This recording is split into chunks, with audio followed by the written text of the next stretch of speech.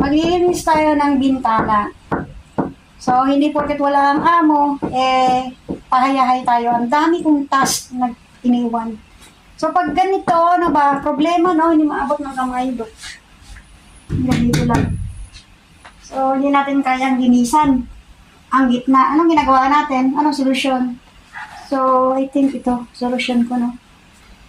Try natin. So, itong ginagawa ko. Ito ay, ano lang, exclusive lang to para dito. Hindi ko ito ginagamit sa sahig. Okay. So, ganito. Ayan, di ba? Napaka-simple. Oh. So, ganyan lang pag may paraan, no? Kung talagang gusto mo, talagang may paraan. Ayan. Nalilinis siya kasi kailangan ito malinis. So, hindi naman ito palaging nililinis. Yung kabila, doon na yan sa kabila, no? Kasi ang bintana mo.